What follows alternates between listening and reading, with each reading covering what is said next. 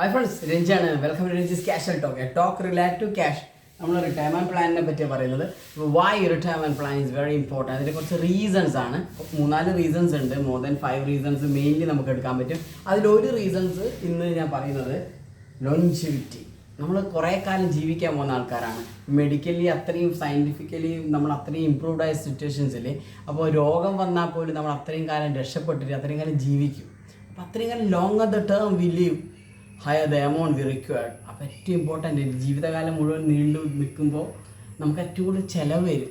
അപ്പോൾ നമ്മൾ longer the term ആണെങ്കിൽ അത്രയും ചിലവ് എക്സ്പെൻസസ് ഉണ്ടാവും. അപ്പോൾ നമ്മൾ കൃത്യമായിട്ട് റിട്ടയർമെൻറ്റ് പ്ലാൻ ചെയ്തിട്ടില്ലെങ്കിൽ definitely we are going to struggle. കാരണം ലോഞ്ചിവിറ്റി പണ്ട് 40-50 എന്നുള്ളത് ഇനി 80 വയസ്സിലേക്കെല്ലാം നമ്മൾ ലോഞ്ചിവിറ്റി വരുന്നത്. അപ്പോൾ അത്രയും കൂടുതൽ ഏജ്ഡ് ആയ ആൾക്കാരാണ് നമ്മുടെ ലൈഫിൽ ഉണ്ടാവുക. അപ്പോൾ നമ്മളെ സിറ്റുവേഷൻ സോഷ്യലി ഉണ്ടാവുക. അപ്പോൾ we should have A proper retirement plan then the nuclear family.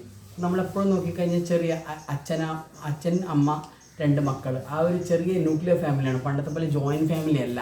അപ്പോൾ നമുക്ക് സഹായിക്കാനൊന്നും കൂടുതൽ ആൾക്കാരുണ്ടാവില്ല, കുടുംബത്തിലൊന്നും ആളുണ്ടാവില്ല. അപ്പോൾ nuclear family is another reason for retirement. കാരണം പണ്ടൊക്കെ ആണെങ്കിൽ ഏതെങ്കിലും ഒരു കുടുംബത്തിലൊരാൾ സ്ട്രഗിൾ ചെയ്യുകയാണെങ്കിൽ മറ്റാൾക്കാർ സഹായിക്കാൻ പറ്റും. ഇന്ന് അങ്ങനെയല്ല, എല്ലാവരും മാറി മാറി പോവുകയാണ്.